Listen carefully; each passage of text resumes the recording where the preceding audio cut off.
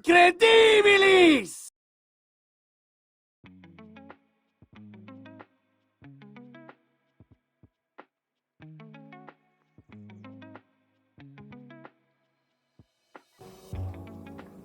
Language is essential to modern humanity. Not only auditory communication, but also visual communication has heavily affected human history.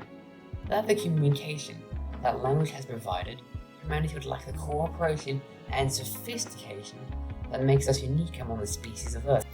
This has allowed us total dominance and control of our planet, as well as unprecedented prosperity. And among the thousands of languages of the Earth, languages that stem from the continent of Europe stand out as being widespread as official languages outside of their native continent. And among the various empires of Europe, the Roman Empire stands out as one of, if not the most influential. Therefore, it seems unlogical these are marvelous human brains to ponder on how the fall of the Roman Empire affected the linguistics of Europe. Why would an Australian ponder about European language, you ask? Well, that's because, despite the thoughts of 53.4% of Englishmen, England, unless English, is European. Therefore, if you can understand my current lexicon, you've already proven the validity of my curiosity. And through much research, I've determined 3 ways of the possible many that Rome's decline and fall affected the development and influence of European language. Rome's fall led to the isolation of peoples during the Dark Ages, which allowed for unique languages to form from Latin. Rome's culture and priorities would have never led to the conditions necessary for the European discovery of the New World, thus resulting in there being no former European colonies to have the official language be European despite being outside of Europe. And finally, Rome's decline and fall led to territory being available for migration and takeover of new peoples that would alter the linguistic composition and distribution of Europe. Also, before I begin, I should clarify that for the purposes of this video, it would be assumed that while Rome never fell or declined, it also never grew in territory or relative power since its height in 117 CE.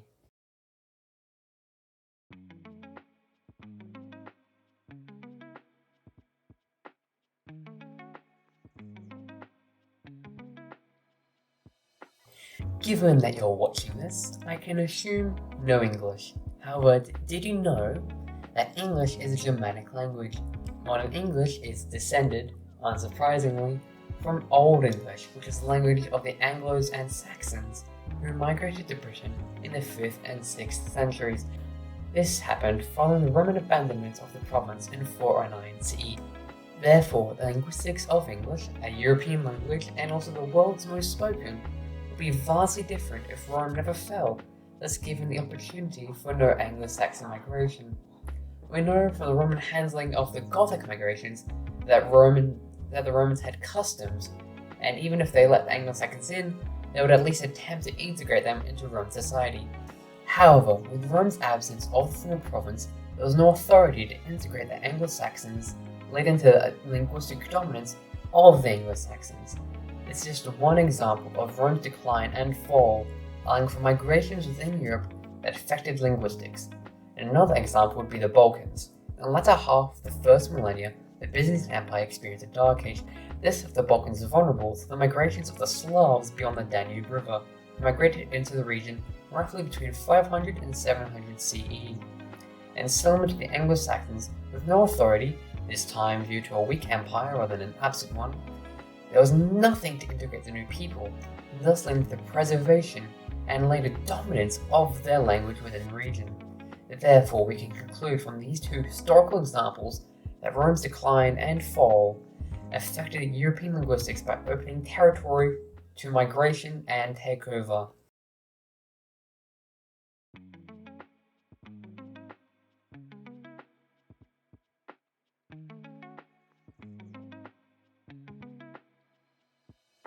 A language family is a group of languages related to each other through a common ancestor.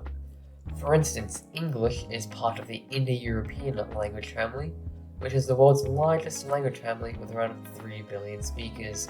However, within this enormous family, there are various different branches.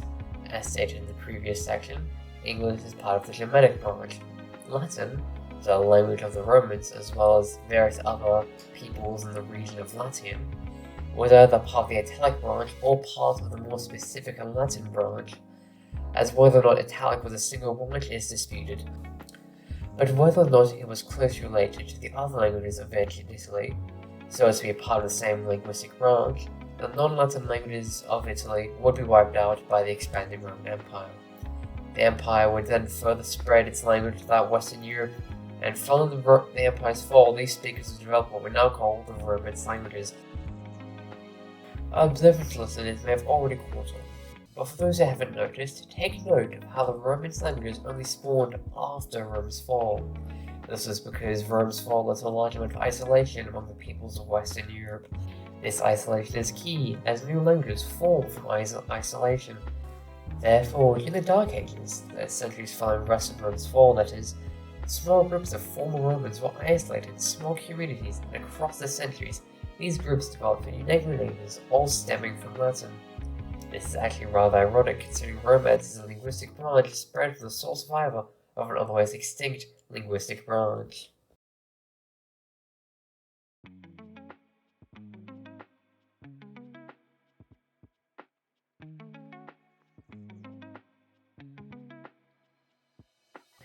Famously, in the year 1492, Christopher Columbus, the Genoese explorer under the patronage of the Kingdom of Castile, would sail the ocean blue and discover the Americas. And, to the credit of modern society, it is common knowledge that he did not, in fact, discover America.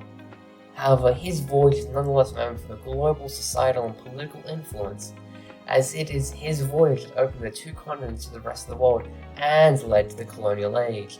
However, this voyage was only done because Columbus wished to find a new trade route to Asia. He was not the only person with this side at the time. Many Europeans wanted to find a new route to Asia so as to bypass the Middle East. However, the Roman Empire owned a large amount of the Middle East, including territory along the Red Sea and even a small coast along the Persian Gulf at its height in 117 CE. This means that Rome had no real reason to find an oceanic route because there were no Middle Eastern tariffs to bypass. But due to the fact that they knew Asia was east, even if Rome did set sail in search of an oceanic route, they would begin from the eastmost point, that being the Red Sea or the Persian Gulf. These 2 points mean that not only did Rome have no reason to find a route to Asia, even if they did want to, they would never stumble upon the Americas. But even if they, for whatever reason, wanted to sail west, it can never be done on a whim.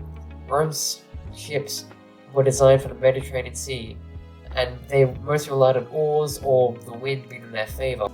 These are not the type of ships that would be able to sail through storms, waves, and a lack of stops of the Atlantic Ocean.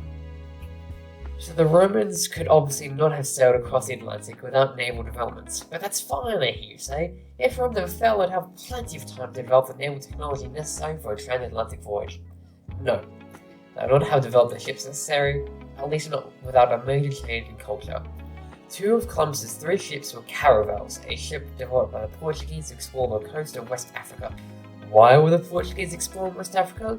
To find a new route to Asia, of course, something that the Romans never would have had interest in. And if you think Rome would have advanced in naval technology due to sheer curiosity, the Romans never even had an interest in naval affairs. In fact, according to Polybius, one of the earliest sources we have, the Romans didn't even have an navy until the Punic Wars.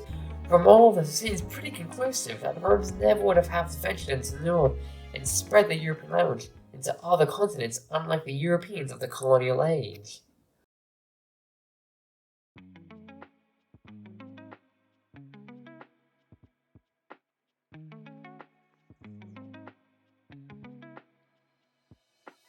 Rome was a very large empire from very long ago. By simple logic, it would be highly influential.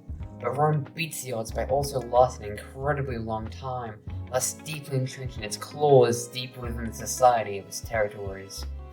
Throughout its 2,206-year lifetime, Rome's influence spread deep across various places, affected almost everything we're now seeing in the Western world and beyond.